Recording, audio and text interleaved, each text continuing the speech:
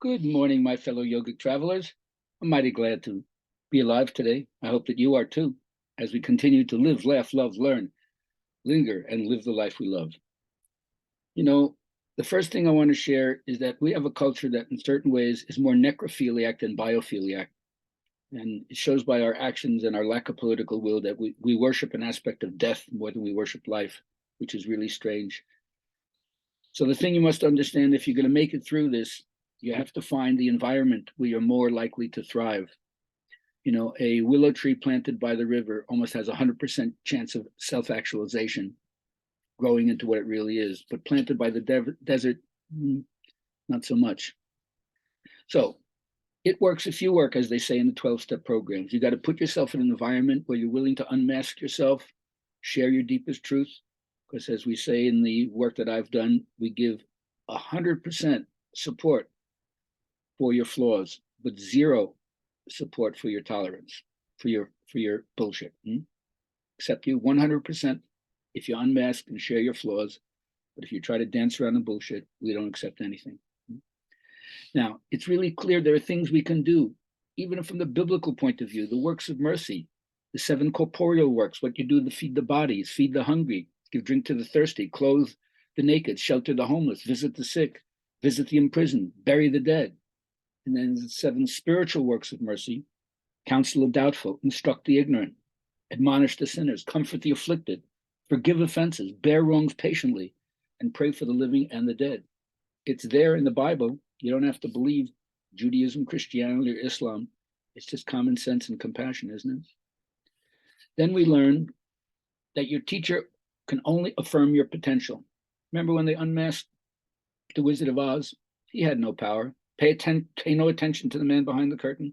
But what he did do was he gave each person a certain level of empowerment and confidence, right? He gave the heart to the Tin Man, the brains to the Scarecrow, and courage, or the metal, to the Cowardly Lion, and then reminded Dorothy, well, it was the witch that reminded Dorothy, right? Click your heels 3 times. You can always go back home, because there's no place like home, which means the heart. Interesting. Research has shown that the best way to be happy is to make each day happy. Yeah. Now they know that the placebo effect, even if the doctor tells you right out ahead, this has nothing in it, it's inert, that still has a way of working on your mind where you take it and you feel a little bit better 50% of the time. Amazing power of the mind, isn't it? Yeah. Make every day count. And even if you're struggling with various conditions, one quote from my teacher that I love is, yoga teaches us to cure what need not be endured, but endure what cannot be cured. Got to be realistic about what yoga or your life, your genetics, fate, what it can or can't do. And then from Ramana Maharshi, another great master, commenting on the thoughts, concentrating on your thoughts of the self will lead you to happiness and bliss. Drawing in the thoughts and restraining them from preventing them from going outwards is called vairagya, dispassion. Fixing them on the self in your spiritual sadhana or practice is called abhyasa. And concentrating on the heart is the same thing as concentrating on the self, he says, because the heart is another name for the self.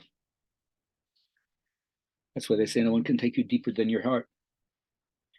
Unless I have enough personal power to keep my commitments in daily life, I will be unable to wield magic power.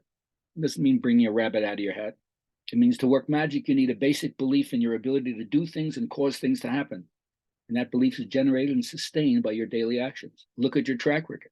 You know what you're able to get together or not. You have power. Continue to do it. Stake the claim to it.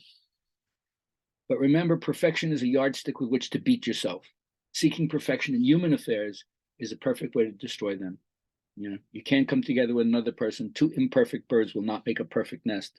So lighten up on each other. Doesn't mean don't have high standards, but hold yourself to those high standards.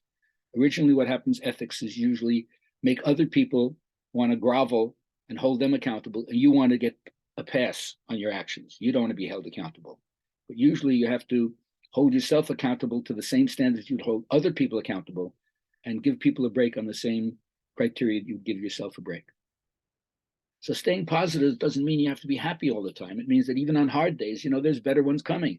Hang in there, persevere. The end is not yet. And then you have to realize there are places inside you that are verboten, that you're not supposed to go to. But there's an idea that there might be something in there, if you don't pass it by, that you can reclaim. And just got to look at all those files that say do not open and go back and see what's there. Like in a fairy tale where they say take the keys, go everywhere you want, but see this key, don't go in that door. You know, it's an invitation to go into that door, right? Where's the place that your mind has said keep out? That's where you have to probably go. And then remember, each one of us is wounded, and we can't fix the wound completely, but we can bless it. You can't fix it, but you can bless it. So even if you feel like you're broken, there's a way where you can get it blessed, acknowledged, and maybe extract something from it that will work towards your benefit and maybe even help serve other people through your wound. And then ultimately, remember, find a teacher who, by looking at their face, relaxes you. I always like to say in the little Jewish story that when you go to visit the rabbi on Shabbos, some people, as soon as you enter the town and you know you're in the aura of where the rabbi lives, your cares fall away. It's time to rest in Shabbos.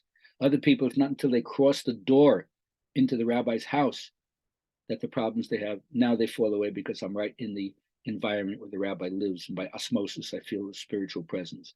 For other people, their problems are soul deep. And it's not until they actually see the rabbi's face that they can relax and say, thank God I'm here. I'm getting the blessing.